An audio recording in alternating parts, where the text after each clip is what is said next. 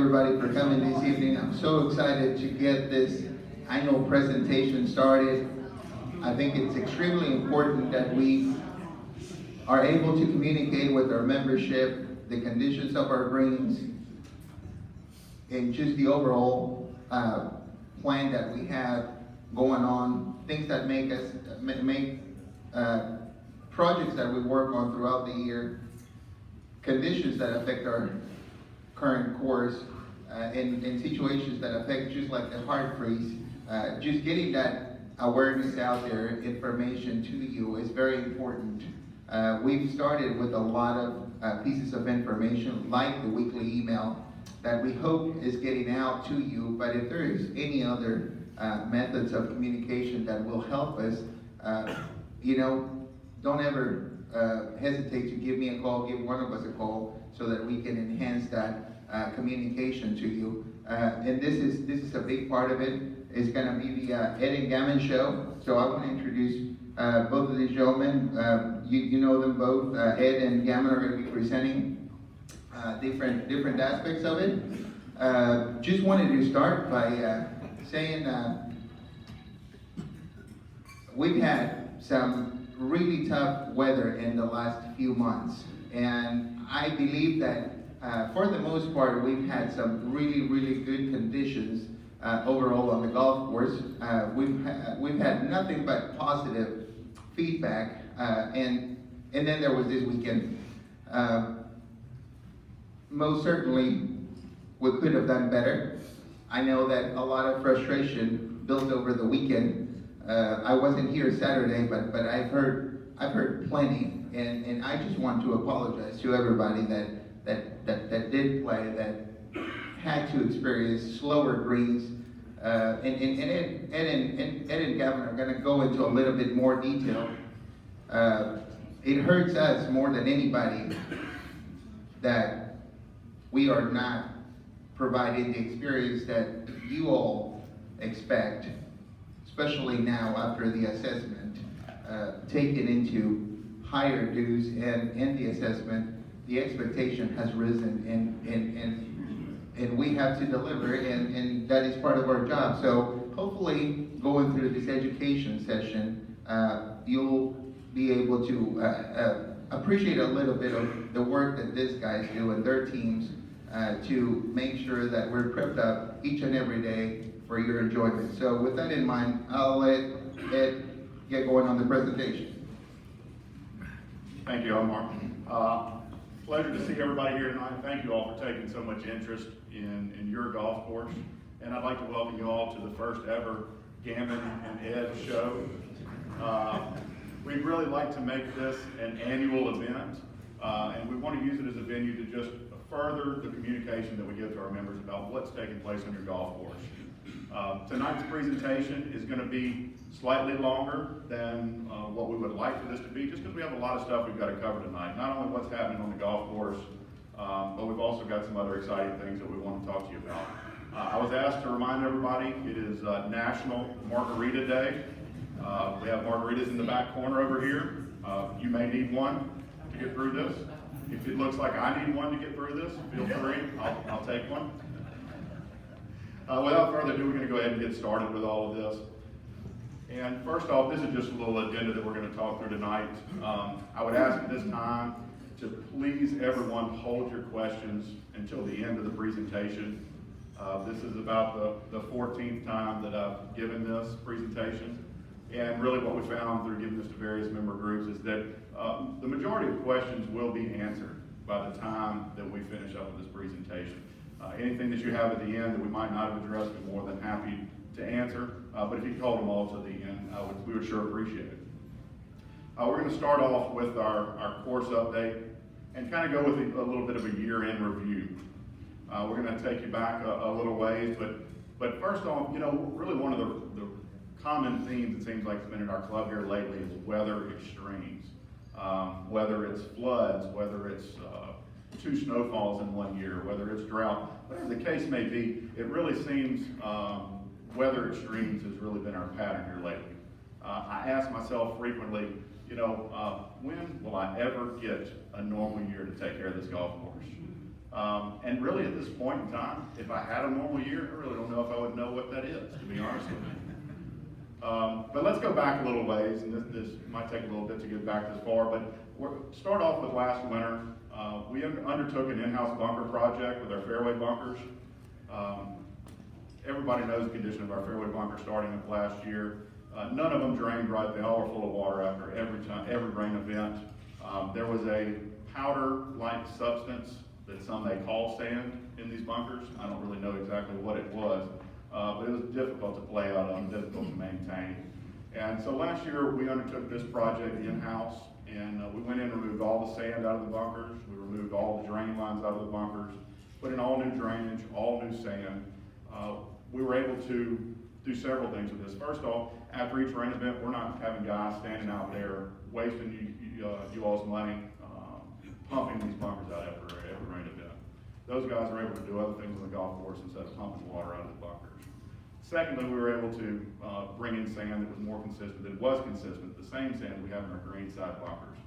While they may not be similar in shape or construction, they at least have the same sand in them now. They all drain, which has certainly been a benefit to us. Golf course began the golf season in good shape, I thought. A large part that contributed to that would certainly be that we really never had a winter last year. You know, we had 2 days of cold weather last year, and we started off the golf season real warm. We're mowing green grass 12 months last year. I know for a fact we were putting growth regulator and mowing grass in the middle of January on our greens last year. So the golf course started off in good shape. Something new that we've been doing the last 2 years has been the dry jack process. I've really been pleased with this process, and I hope that you all have been too. The dry jack process is certainly far, far less disruptive to play than traditional glorification is. We have a much, much faster recovery time with this process. And by doing so, we get you back on the golf course sooner, the greens are in better condition faster. From an agronomic standpoint, we have injected just over 300,000 pounds of sand into our greens over the last 2 years. That plays a tremendous role in how these greens, the health of these greens and how they respond to moisture. We had several really great projects that we did last year. The tunnel work on number between 8 and 9 was the first of which.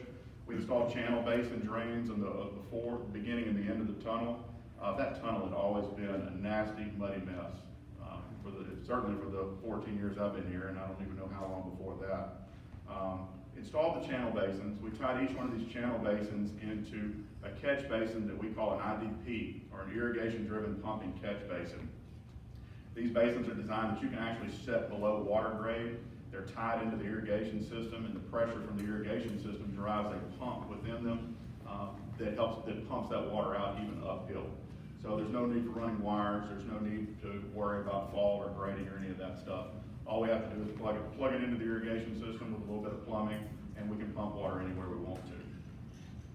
The second thing that we did, we had the work on the hazard between 1 and 18. It's hard to look at that area now and remember the way it was, but what an unsightly area that was. It was one of the last things that you saw at the conclusion of your round. Not only was it unsightly, but it was very dangerous. It's amazing we didn't have anybody get hurt there over the years. But we were able to go into that area and dramatically improve the looks of that area and the function of that area and the way it drains. After all of that, surviving the majority of the summer, August came rolling around. And August is already my least favorite month of the entire year. I absolutely despise August.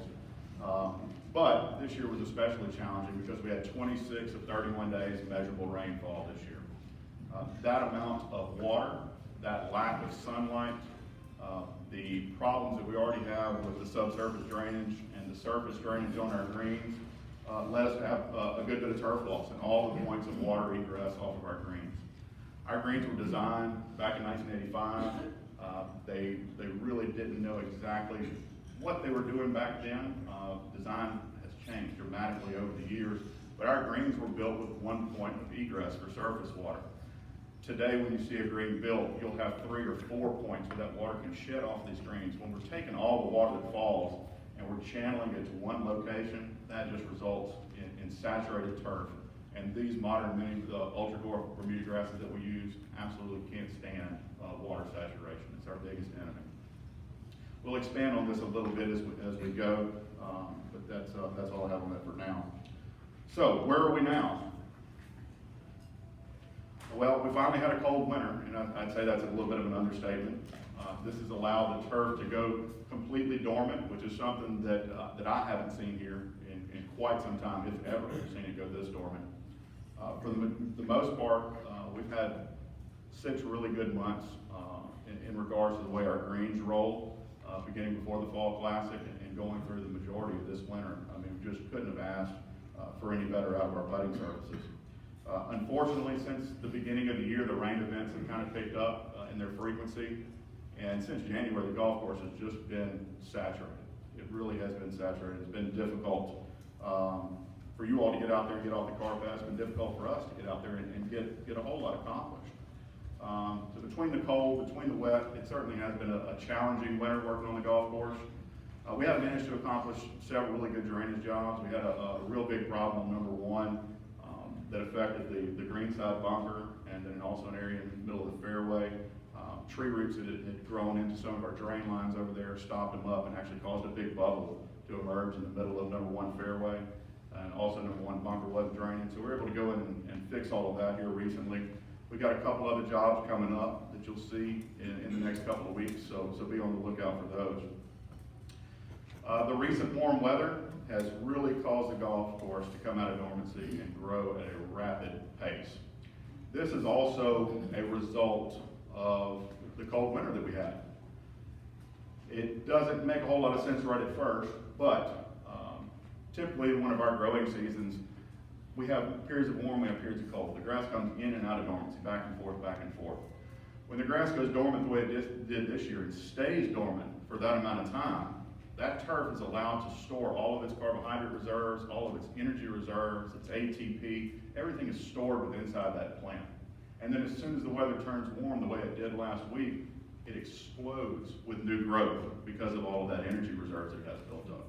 So that's why we're seeing the real rapid turf growth out there on the greens, the entire golf course right now for that matter. We've started doing things that I normally wouldn't even dream of doing in the middle of February to your golf course. Height of cut has been lowered on the greens, tees, fairways, and rough. The greens are being cut at their summer height of cut already. We're already down as low as I would ever go during the middle of the summer, unless it was a really major tournament event. They're being cut every single day with the exception of Monday. Monday's our day that we typically do maintenance to the greens and to a vast majority of the golf course, but that's the only day of the week that we don't cut the greens. We roll the greens Thursday through Sunday. We've already begun many of our summer practices that we normally wouldn't start until April or May, such as top dressing and growth regulator applications, which really play a huge role in green speed. Since we're on the topic of green speed, we might as well go ahead and talk about that while we're there. Was certainly disappointed over the weekend in the speed of our greens and that some of our members had a bad experience out here.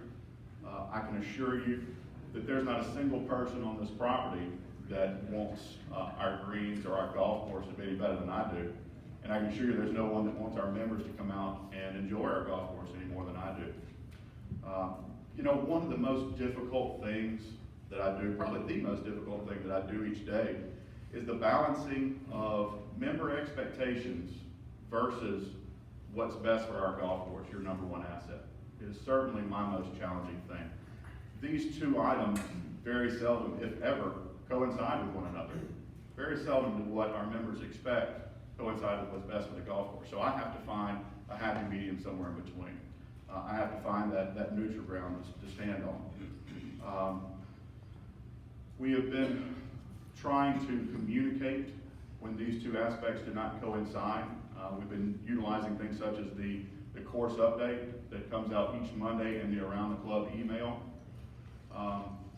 Having said that, I can see that this attempt to communicate has certainly been a failure on my part, and we're going to, moving forward, continue to try to better communicate with venues such as what we're doing right now, better communicate with you all when these two aspects do not coincide. I can assure you we'll continue to do better with communication, And I can assure you we'll continue to do better with every aspect of the golf course and this entire club. Moving right on along past green speed, our fairways and tees are being cut lower than I've ever cut them before. We're down 400 thousandths of an inch. Your best tournament courses you're ever going to play are going to be at 375 thousandths of an inch. So we're not too far away from them. We've got some really exciting things coming up this year in regards to equipment changes, some practice changes, approaching the way we take care of some things that are in the golf course differently that we're really excited about, that we think are going to dramatically improve your experience here at the club. And one of the big ones is the height of cut, trying to provide you guys a tighter, more consistent fairway and tee. Some of that has to do with equipment, some of that has to do with cultural practices, which we'll be working on, but we're certainly excited about showing some improvement in that regard. The rough, if you've been out on the golf course and noticed, we're cutting this rough down really, really short right now. I can assure you, and I know rough is always a very, very sensitive subject. This is not an attempt to make the golf course easier, and we're not trying to make this easier for anybody, I can assure you. This is a cultural practice that, given the cold winter that we had this year, we're actually able to do.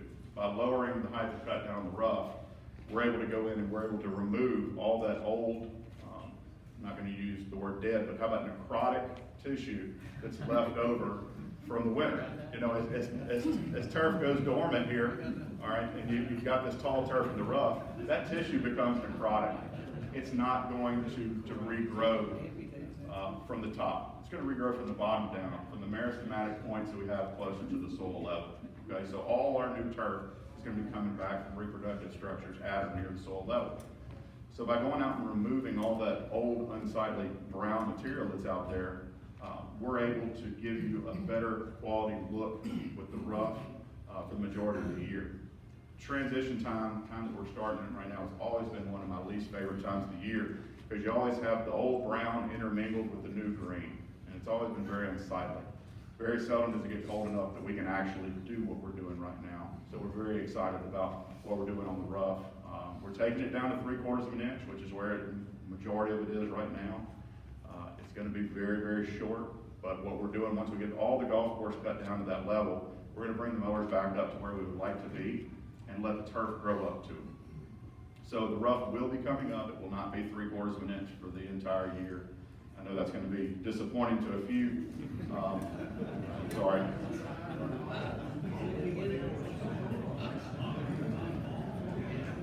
You will be able to find a golf. This will actually help you find a golf ball. I heard that comment. This will help you find a golf ball. This will allow for the turf to be more dense, where that ball will want to sit up on top more instead of plummeting so far down to the bottom. To further this growth, to further enhance this growth and recover from the winter that we had, we're doing our course-wide fertilization application starting in about 2 weeks. I'm looking at March 5th right now, but it's always hard to book that one just because of weather. This is a really big application that's going to jumpstart our golf course, get it growing, get it moving, and it's going to provide the food for our golf course for the next 2 months for sure. We'll be doing another one in about 2 months. In addition, just because we like to kill as many birds with as few stones as possible, we're going to be sparging a herbicide onto the fertilizer prills, so that when we fertilize the golf course, we're also putting down a pre-emerge herbicide on the golf course that's going to block weeds for the next 6 months. So this is a really big application we've got coming up. We're excited to get done. We're still being very cautious of cold weather. Okay, it is still February. The 10-day forecast looks good. It looks like it's going to remain warm. And we're going to continue right on with the practices that we've been talking about, keeping height and cut low and doing those things that we need to generate green speed. And we're just going to watch the weather real closely. You know, if it looks like it's going to get cold, we'll back off just a little bit. But as far as the 10 days concerned, I don't see any cool weather. Maybe a little cool snap next week, but nothing that we're going to have to really worry about. So we're going to be moving forward. And that concludes where we are right now in the golf course update. Moving into one of my favorite subjects, and that is the age of our golf course. Everybody's well aware our golf course is 33 years old. I'm sure everybody in this room, you wouldn't be here if you didn't think so, but everybody agrees that golf course maintenance is extremely important at this club. When you think of golf course maintenance, you probably think of things like the mowing of the grass and the raking of the bunkers and the changing of the holes and all the other things that we do on a daily basis. That's probably maintenance in your eyes, but in mine, I have a slightly different definition of it. It's all of those things, but it's also the replacement, the rebuilding, the reconstruction or construction of the various aspects of the golf course when they need it. So, how do we determine when it's time to replace or rebuild something on your golf course? We use three identifiers to tell us when it's time to. The first and the most obvious of which would be age. But we're not going to use just age alone. Age is just a number. We're also going to use scientific data because everything that we do has to be backed by scientific data. And finally, and maybe most important of all, is at what point in time does the deferring of the reconstruction and rebuilding of the various aspects of the golf course begin to affect member experience on the golf course? We're going to expand on these a little bit more here. USGA, some of you may have seen this, some of you may not have seen this, but USGA provides life expectancies for all infrastructure on a golf course. And some of these numbers can be a little startling given the age of our golf course. Some of you might be well aware of what some of these mean. But we'll just start off at the top with our greens. And I'm going to use greens as an example through a lot of this. Please don't think I'm picking on the greens or anything. We got a lot of needs on our golf course. That's just the easiest example for me to use. But if you look up here at the top here, we're going to be focused on the left-hand column, the warm season climate column. Rebuild greens, collars, and surrounds. Our greens are or were USGA spec / California sand-based greens. Rebuild time on a USGA spec green is 12 to 25 years. 12 to 25 years. Now, I know that 6-7 years ago, whenever we regrassed our greens, many people were looking at the work we were doing here on the putting green. Okay? The putting green was a green that was rebuilt to the bottom. We have some other issues on the putting green that have to do with some of the crepe myrtles around it, but that is the only green that was rebuilt completely. Our greens were regrassed, which if you go down one column here, regrassing of USGA spec greens every 8 to 12 years. The turf on a green is only good for about 10 to 12 years usually. Various things affect that. Mutations is a big one that we have come to know around here. But that's regrassing. Big difference between regrassing and rebuilding. Moving down the list here, gets into some of the major aspects of the golf course: tees, fairways, approaches, collars, roughs, even roughs, intermediate roughs, native roughs. Look at the replacement life on some of this stuff. Tees, 8 to 12 years. Fairways, 10 to 15 years for regrassing. These things don't necessarily need rebuilding. They need to be regrassed a good bit to keep out off types. Bunkers. We always talk about bunkers around here. How many times we've rebuilt the bunkers? To the best of my knowledge, we've rebuilt the bunkers 3 times. To the best of my knowledge, maybe 2. But if you look at it, that really still falls in line with the USGA guidelines on this stuff. Replacing bunker sand. Bunker sand actually wears out. Every 5 to 8 years, bunker sand needs to be replaced. It's hard to believe that sand can wear out. What's a really good aspect of our golf course that's still within its given life? Irrigation system is right on up there. It's certainly the best thing that we have. It was put in 2002.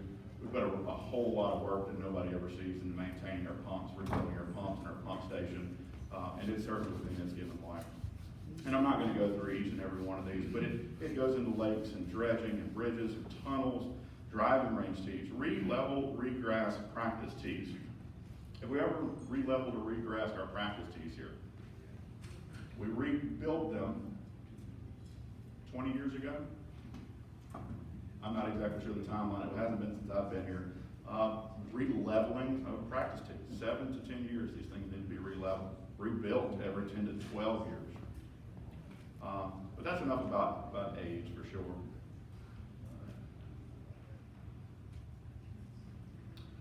Once again, age is just a number, and we're not going to replace something on our golf course just because the USGA life expectancy, infrastructure life expectancy says to do so. All right, that's just an indicator. It just points us in one direction. We need scientific data to back up anything that we do.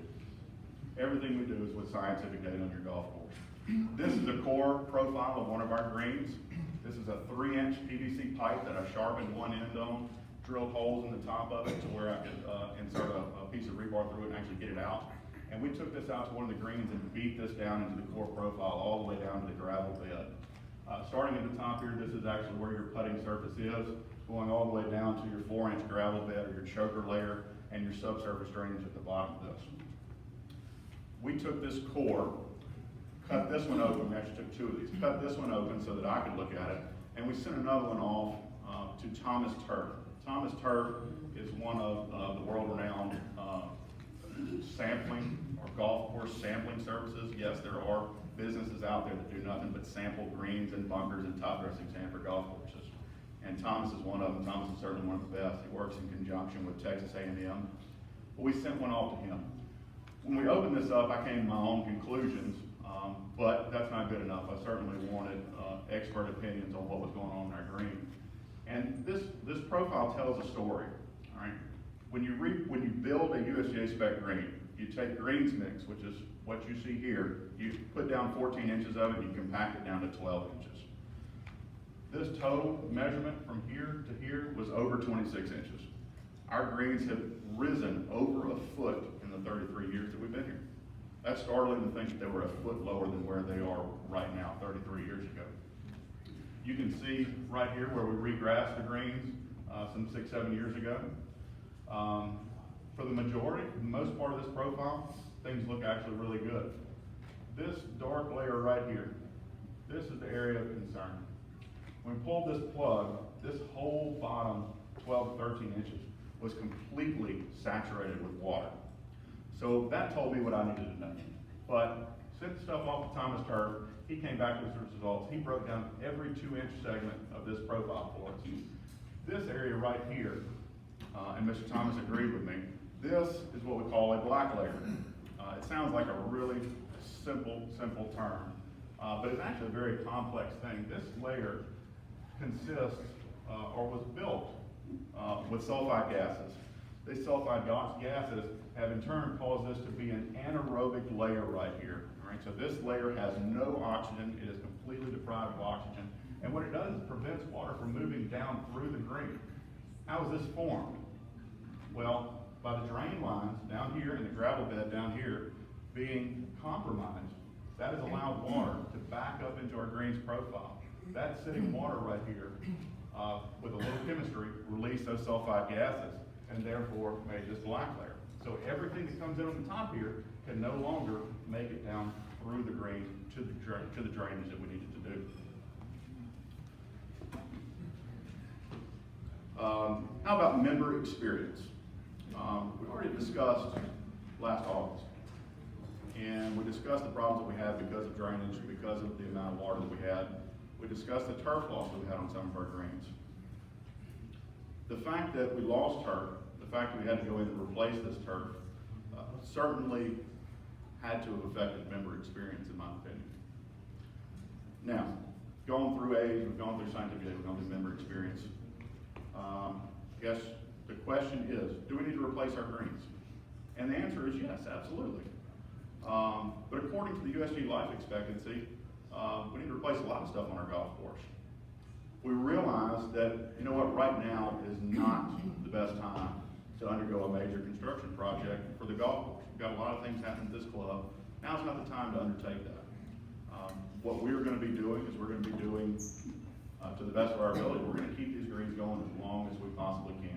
Things like the dry jet process that we're already doing, being a little cautious sometimes with them. This is going to help keep these greens going for as long as we possibly can, putting this construction that needs to be done off until a much later date. Now, given the age of our golf course, given the problems that I've discussed tonight, the problems that we're all aware of, we decided to reach out and engage the Nicholas Group to help us develop a master plan for our club. And at this point in time, I'm going to go ahead and hand it off to Gamon for a few minutes and let him go through the master plan if you want. Can I say something real quick? Just to reinforce what Ed just said, I will tell you, the board has made the decision to 150% support any golf project, and the general maintenance and upkeep of the golf course. We are engaging in new equipment that is gonna allow Ed to cut the grass, just like he said, better than he ever has, and continue to get new equipment, as opposed to just buying pieces of equipment that are not replaced if we're not disciplined enough in the 3 to 5 year term. It's just like your golf cart, right? I mean, when they came in last year, they looked fabulous. In 2, 3 more years, they're not gonna look fabulous. Same type deal with the equipment, but now that we're gonna engage into a lease program, I firmly believe, I'm confident that it's going to show in your experience at the club, and the board is in full support of that. All right, thank you. I can promise you 2 things. One, I will not be talking about enzymes, prills, ATPs. I'll be a little more layman's terms. I don't understand too much of that, but it was very interesting. Thank you, Ed. The other thing, Jay, you're gonna come up here so I can sit on your shoulders? Everybody can see me? No? Okay. Well, look, I too want to just welcome and thank everybody for coming out tonight. Pretty much recognize everybody out in the crowd, but if you don't recognize me, my name's Gamon Manny. I've been the head pro here for 10 years. And I'm just excited to get started with this renovation club-wide. I think it's a breath of fresh air for everybody. Definitely something that I think the club, for the future is needed. So, with that being said, the proposed renovation booklet. So this is something that we've engaged with Nicholas, just like having Chambers coming in and giving us a strategic plan for the clubhouse, tennis, all the other amenities. We've engaged with the Nicholas group to give us a master plan for the golf course. One of the major goals for engaging the Nicholas group is creating a master plan to have for present, future boards, committees, so that we're all on the same page. I think in the past we may have made some knee-jerk decisions on how to build greens or how to redo bunkers. I think having a master plan, a strategic plan, something very important not just for the clubhouse but for the golf course as well. We're often asked, why the Nicholas group? Or why do we have to have a Nicholas signature course? Or why do we have to pay for that? The bottom line is, look, we're not golf course architects. I'm not a golf course architect, Ed, Omar, anybody in this room. So we have to pay somebody, whether it's Fazio or a Bobby Weed or a Jack Nicklaus. We have to pay and hire somebody to come out here and be a golf course architect. So being that we are a signature Nicklaus course, it just makes sense that we would use them as a preferred architect for our future projects on our golf course. So, goals, purpose and goals. The process of creating this golf course master plan, again, began about a year ago, or a little over a year ago. I think we've had 2 site visits. Chris Cochran, who is the senior architect for the Nicholas group, was actually the architect that was out here in 1985, correct? And so he knows the property very well. He's excited, comes back out and sees us, and I'll tell you, he's very critical of his own work. He often asks himself, why did he put the tee box there, or why did he put a green there? He admits that in 1985, the Nicholas group, as a golf course design, this was new to them, and that they really didn't know what they were doing. And I did ask if we could have a refund on our original design fee. We still haven't heard an answer on that. But look, in 1985, these guys didn't know what they were doing. So, not unfortunately, but look, with just life and times, we have to make renovations just like everybody makes a renovation on their house, business, whatever it may be. We're in that need of a renovation for the golf course. The master plan was developed as a comprehensive plan for the entire course. But what it was structured is in a a la carte manner so that we can pick and choose what we want to do that best suits the needs of the golf course, but also the members. The plan began with the Nicholas group setting goals. You can see up there's some goals. I'm going to go over a few that the master plan can achieve for CCL. I think one major goal is to make our club the premier club in Louisiana, if not the Southeast. You may be saying to yourself, we're already the #1 course in Louisiana. It takes a lot more than just being the course now. That's #1. We've got to put in a lot of work to maintain, continue to make the renovations or make the changes that are necessary to make the course, number one, not just for now, but for years to come. Another goal is to regain our identity. I don't know if many of you have seen pictures. I know a lot of the founding members out there, but this golf course in 1986 was heavily lined with trees. It was lightly bunkered. The fairways were kind of laid out based on where the trees were, and over time, we've lost a lot of trees. We've really lost our identity. The course is quite open, and so we really don't have a definition out there. So another goal, obviously you all can agree, don't you think, with trees? I think we had one Hurricane Gustav that took out like 80 trees on the right side of number 10, 103, 153. So again, just over time, we've really lost our identity. I think another goal, and again, you're gonna question this, but I do think creating a back set of tees capable of hosting some type of championship event would help regain some identity, but also creating sets of tees for all of our members to enjoy. So not just a back set of tees, but also a forward set of tees. Technology has changed over time. I mean, they built this course in 1985. I don't even know what I was swinging in 85. I was 9 years old. So the golf ball's traveling further. The golf course is just different now than what it was in 1985. Don't laugh. Some general items that this master plan covers. Replacing cart paths. Obviously, we know we need to replace our cart paths. Not just for drainage and other purposes, but just for enhancing the member experience. It's terrible to drive down number one and you have your drink or food or something in your cart and it's out by the time you make it to 150 yards on number one. So we know we need to replace the cart paths. Drainage, absolutely. We're sitting on 35-year-old PVC pipe. I'm sure if it's even functioning, I'd be surprised. We need to incorporate different types of shots. And again, this comes with reshaping the golf course. In 1985 with all the trees, the shaping of the fairways, the green complexes, it was a lot different than it is now. So we need to incorporate different shots around the greens, less mounding around the green complexes, give us a variety of shots around the greens with some tight fairway type lies. If you don't mind. TPS and Prills. Yeah. I'm sorry to interrupt. I'm trying not to do it. This is something, again, that we're excited about with the incorporation of different shots around the greens. This is something that we're going to be able to start on a majority of the golf course right now, this year, with $0. What do I mean by that? Well, when Chris is out here and he's going over the golf course and we're looking at different things on the golf course, what we're going to have Chris do, we're going to have him repaint all of our fairway lines. We're going to have him repaint all of our approach lines. We're going to have him repaint all of our cut lines around our greens. So with just a little paint, a few little changes to the mowing equipment, and basically just mowing in different places than what we are right now, we're going to be able to implement some of these changes they're talking about in this master plan right now at zero expense to you all. So we're excited to do that. Sometime this summer you'll see that happening. There's going to be some scalping involved in it, taking things from rough to fairway. There'll be some growing involved, taking things from fairway to rough. So there'll be a few little changes, but it's something that we can give you right now out of this master plan that comes at no expense. So, sorry for the interruption. Okay, that was layman terms, and I understood every We'll word. communicate that to But again, just some general hands back on the golf course, just evaluating our bunker locations.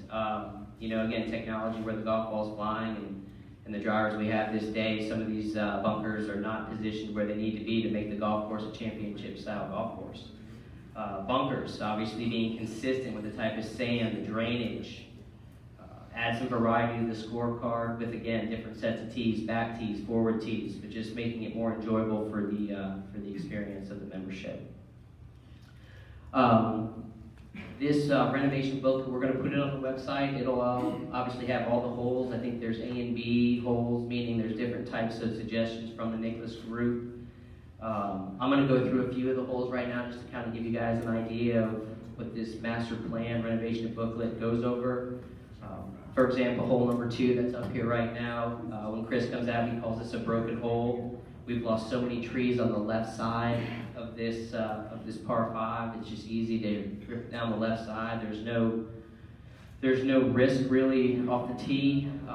We need to reevaluate the bunker locations. What are you guys laughing at? Hole number 2 is easy.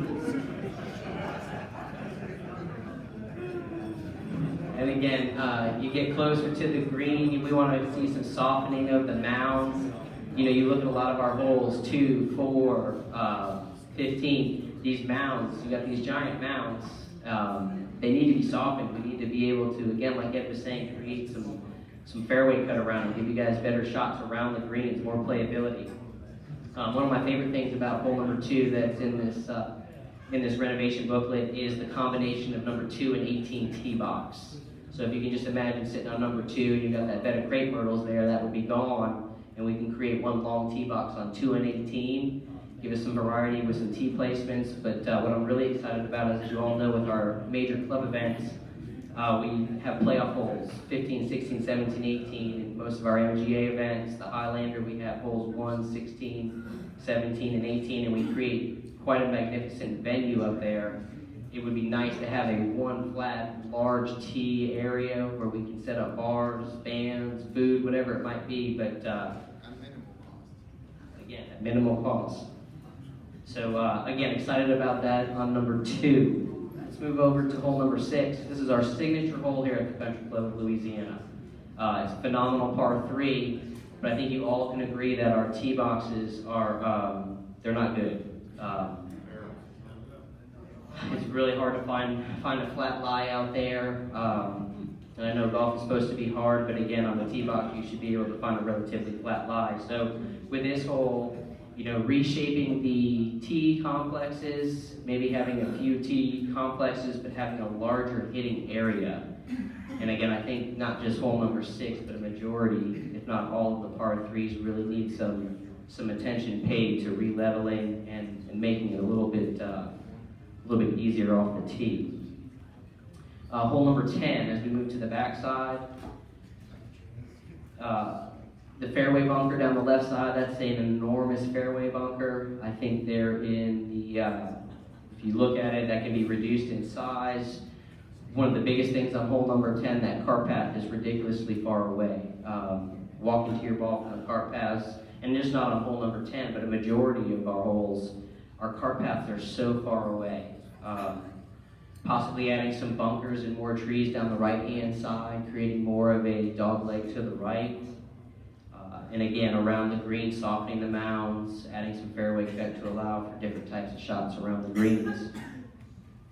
Hole 11, this, I think when Chris comes out here, he hates this hole more than anything. I think he calls this the worst hole he's ever designed. He wants a complete redesign from the fairway bunkers through the green. And again, with the cart path on this too, you know, why in the world are we walking 100 yards when we park our cart? Oh wait, is anybody walking 100 yards to the green complex? I don't think so. We've got plenty of pictures to show where the carts are actually going. And look, you guys are smart. You know where we actually need to redesign these cart paths. We need to get this baby back in front of the green complex and maybe working itself back and left behind the green. So again, just looking at that area, maybe another area where we would soften some mounds around the greens and add some more playability around that green complex. Hole 15, great par 5. You can see that they put a tee box way in the back there for Max. They don't want him driving it in 2 anymore. But anyhow, on 15, again, some major changes from the landing area through the green. Possibly adding a bunker on the left-hand side where you lay up, but adding a little more difficulty to your approach shots. And then lowering the green. It looks so perched up there. This is probably a combination of what Ed was talking about before, where just the greens are literally a foot higher where they were in 1985, which is really hard to imagine. And again, softening the mounds around the greens. The cart path, we could move it closer to the green complex. And then this would move right into hole number 16, where we would move that cart path. Instead of it having 2 cart paths, we could have one that cuts across the tee box there and run down the right side of the tees.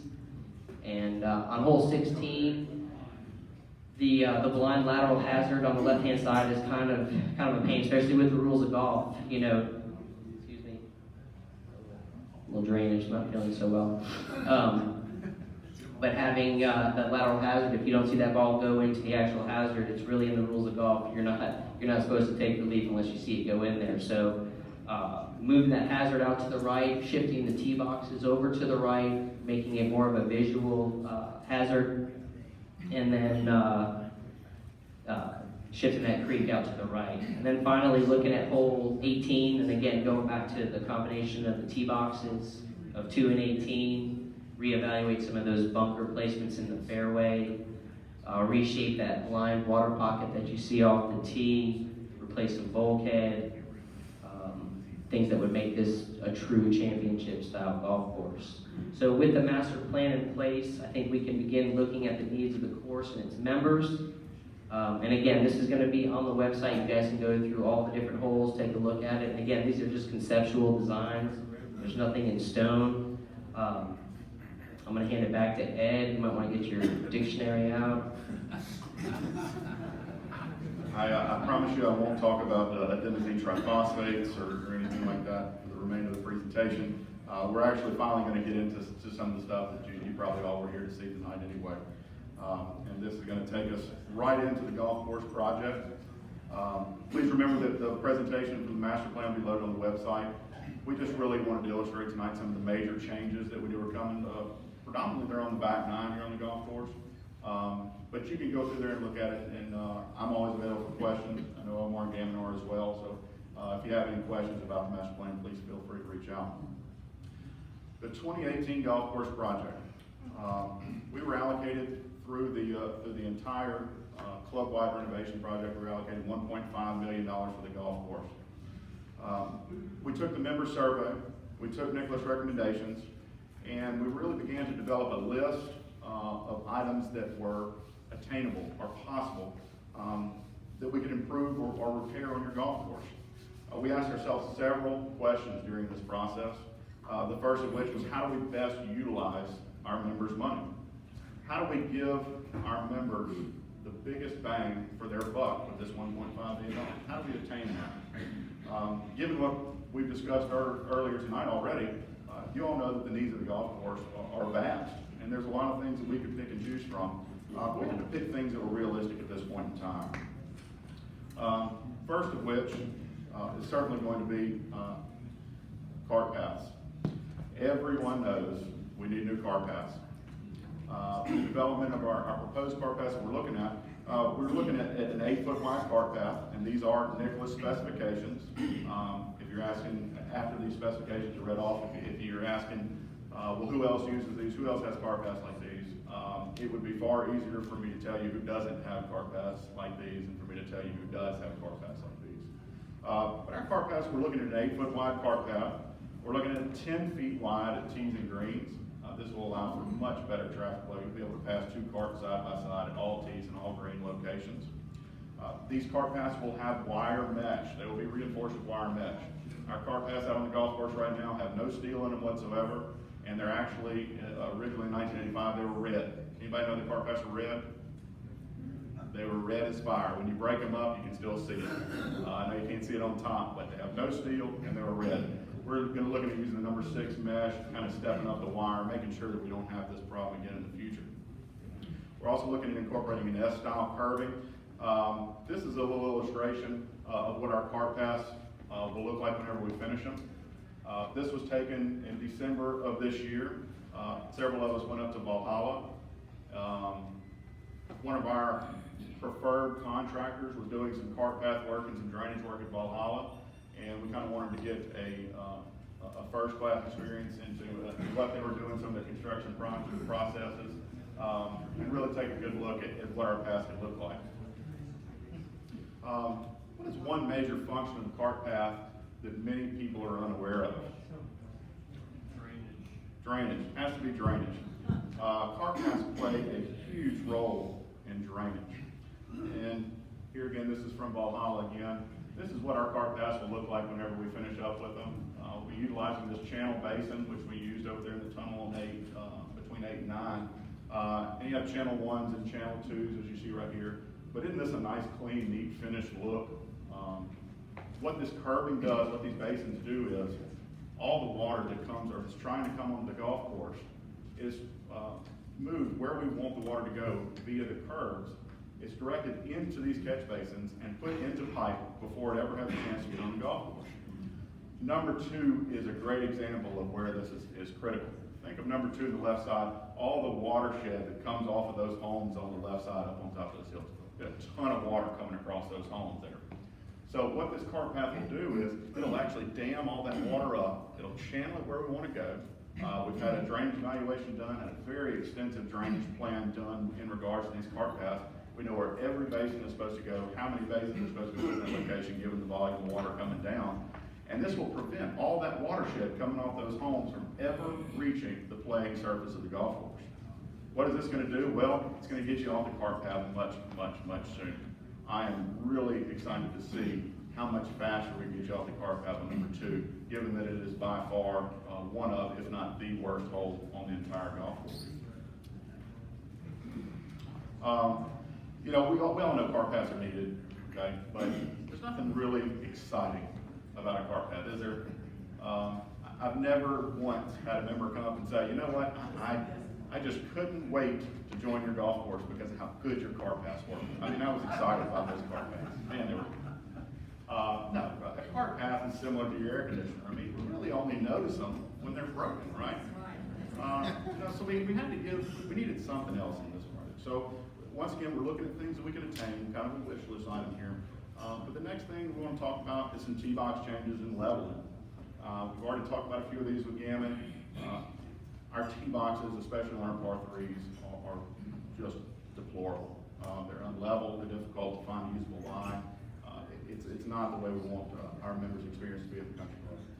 And you know, tee boxes are a relatively inexpensive way to make a big improvement to the golf course.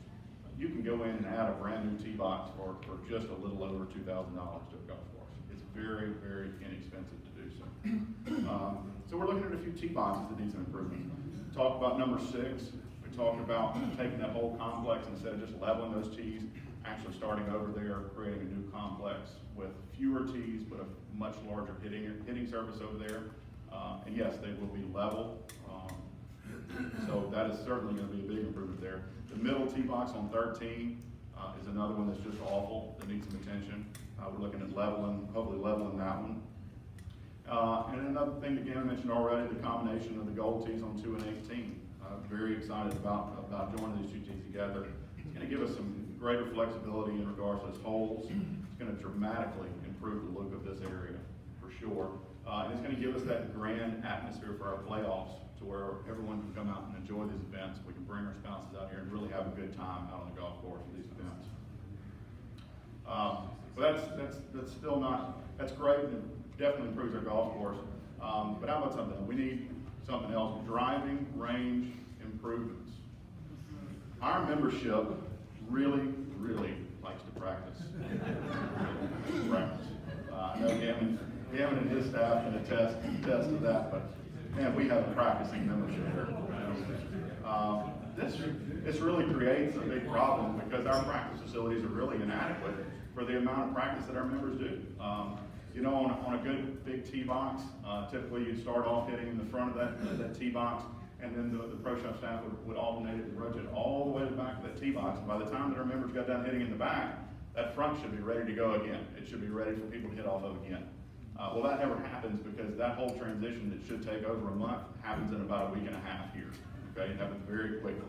By the time our members shoot up the entire tee box, the front's nowhere near ready to go yet. Also, if you think about our hitting mat that we have on the back, on the top driving range tee back there, that mat was put in as sort of an experiment.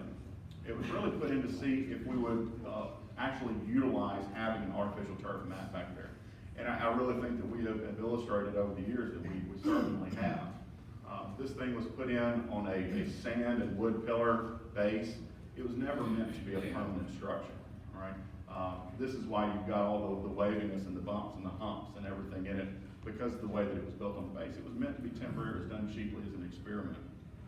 This whole thing was meant to only have a life of 5 years. And here we are 9 years later, and we still have it sitting out there. And you see the condition that it's in. So with all of that in mind, we asked Nicholas to help us kind of redesign this top teeing area.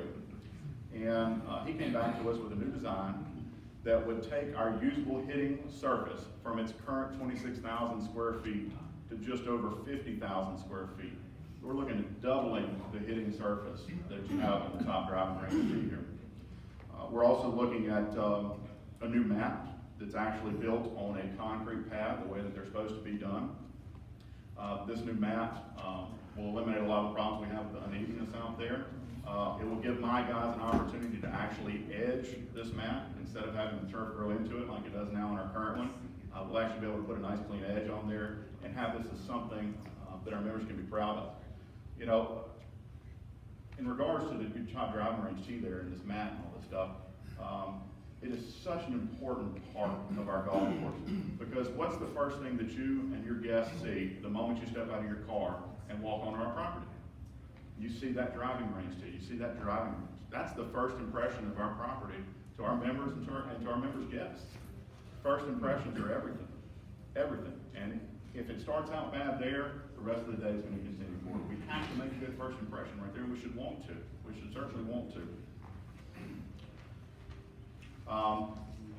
The increase in this could have a possible result in the shifting of the chipping green towards the pro shop.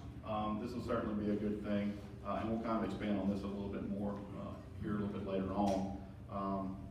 But when we do this new mat on this concrete base, a mat's only going to be good for about 4 or 5 years anyway.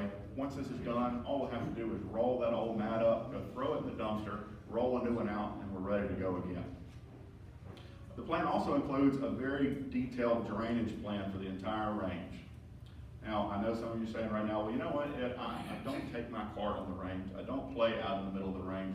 Why in the world would I want it drained? It's okay, sorry, no problem.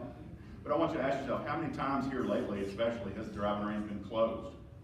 How many times has the driving range been irons only because a certain portion of the range was so wet that you couldn't use woods? Let's talk about the monetary effects of having a very wet driving range. Well, first off, when it's wet, they can't get the Gamon staff can't get the picker out there to pick the range balls effectively and efficiently. They have to go out there and hand pick. That's a huge waste of money having to send guys out to hand pick. It's a poor utilization of our members' dollars. Our golf balls. Our golf balls are constantly covered in mud because of how nasty and how wet the range is. Gamon and his guys spend a ton of time and a ton of money just trying to clean these things to make them presentable for you all. I'm supposed to have a golf ball to show you right now, but you all get the picture on that. Furthermore, every time that you hit a shot out there on that range and it's soaking wet and that ball plugs down in the range, we end up losing that golf ball. How much is a golf ball? 5 cents. Doesn't sound like that big of a deal, right? 5 cents isn't anything right now, right? But 5 cents multiplied by 200 golf balls, 300 golf balls lost in a day, compounded over the entire year of a wet driving range, that equates into some big dollars. And there again, another poor utilization of our members' money there. So we've got a plan in place to further improve the drainage of this range. I'm going to hand it back over to Gamon for this one and let him expand on this just a little bit. Thank you, Ed. So along with the driving range improvements, one of the more fascinating, I would say, and exciting things would be a short practice area. As you all know, short practice areas, the one that we have right now, it really doesn't have a good representation of the shots that we have on our golf course. Let me get to this point here, but what the Nicholas group has kind of proposed for us in the area behind the bottom driving range tee and behind the swing center is a short practice area that we can basically use for families. We can use to kind of take the pressure off the golf course. A short practice area, I want to say, has been in the talks for decades. I know Frank Gumpert, my predecessor, had a great plan for a short game area down there, and it just has never come to fruition. And hopefully with this renovation and this plan, we can make it come to life. A short practice area would give our members another venue to practice. give them a chance to kind of practice every shot out there on the golf course. It'll give, with life being as busy as it is, and you only have a few hours a day, it could possibly allow for members to come out and spend some time on the short practice area. You can't play 9 holes, you can't play a full 18 holes, but you can get down there and really experiment with your short game and have the realistic shots that are out there on the golf course. Practice area would be great for beginner golfers, families. That short practice area, again, would be another tool for all the golf pros to teach how to hit different shots, flop shots, pitch shots, chip shots, bunker shots. The possibility of having some water carry shots down there. We're limited right now with the yardage. I want to say we can max out at about 50 yards on our little short game area. We could get shots 75 to 100 yards in the new short practice area.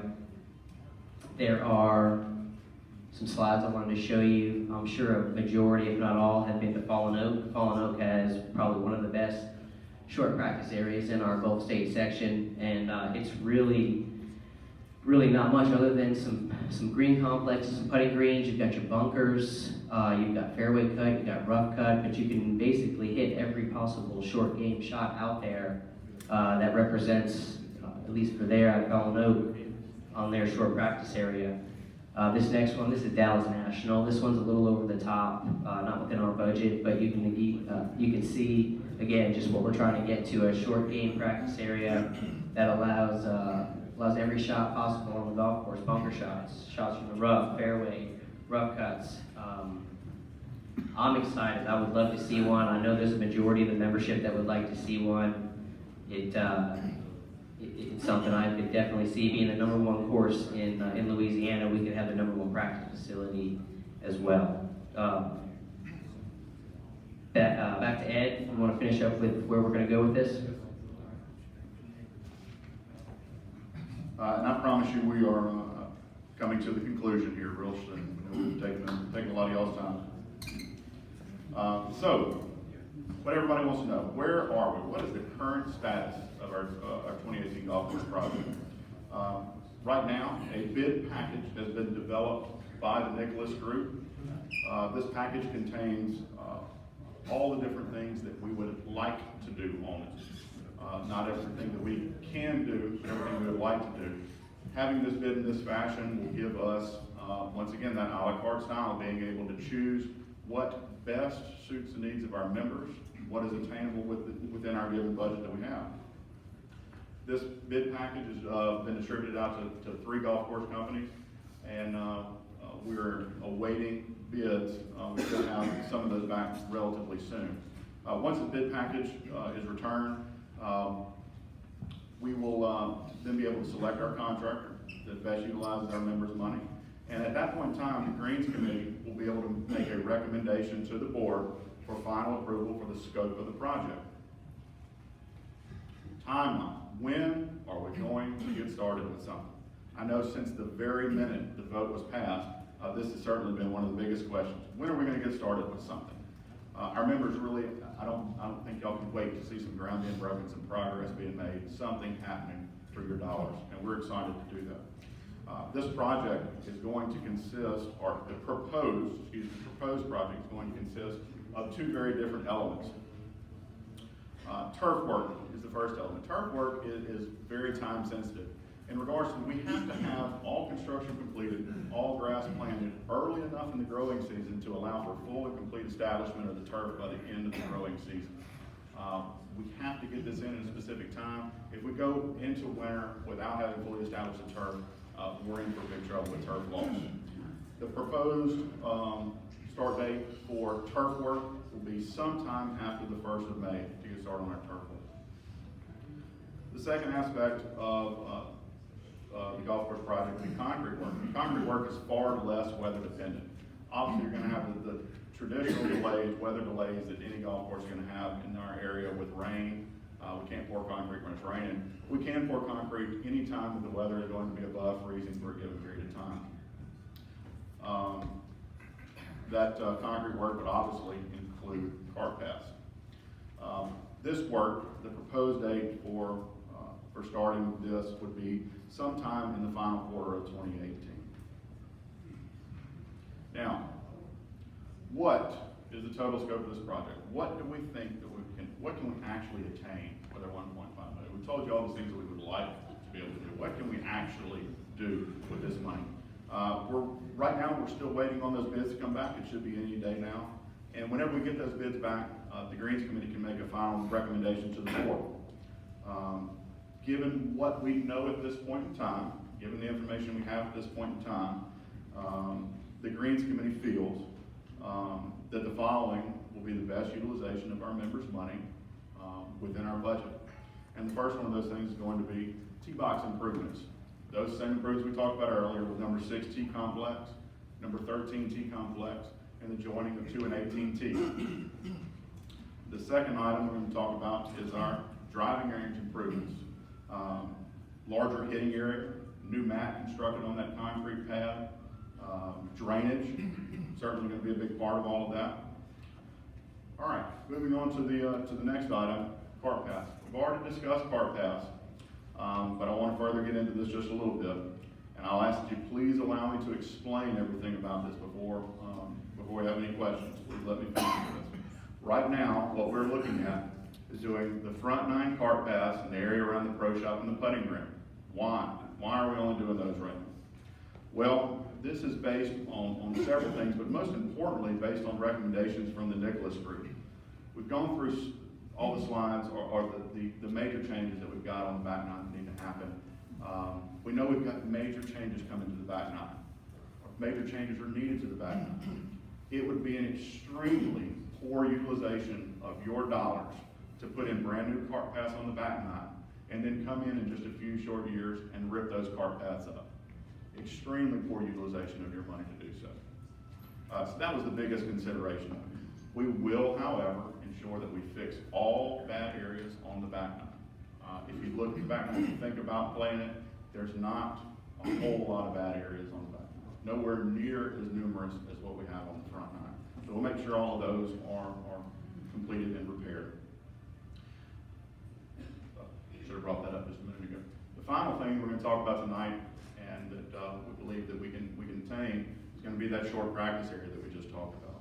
We're very, very excited about this area, and hope you are as well. Now, I'm sorry guys for putting this up here, it bothers you, but these are our Greens Committee members. And look, I'd really like to thank each and every committee member that serves on this committee member. Did I now left somebody off? I'm sorry. You want me to say it out loud? I left Mr. Harless off here. I apologize for that. I've gone through this plan 12 different times going through this presentation and didn't catch it. I'm sorry. Might be a good thing, right? Until I open my mouth. But I'd really like to thank each and every one of these members that serve on this committee. This is certainly a thankless job, and they put in a lot of time, a lot of effort, a lot of hard work into making this a reality. And so I want to thank each and every one of them. And that will conclude tonight's presentation. I thank you all for attending. I was asked to let you know that upon conclusion this evening, there will be a comfort food buffet for $15 in the Nicholas Room. So that sounds exciting.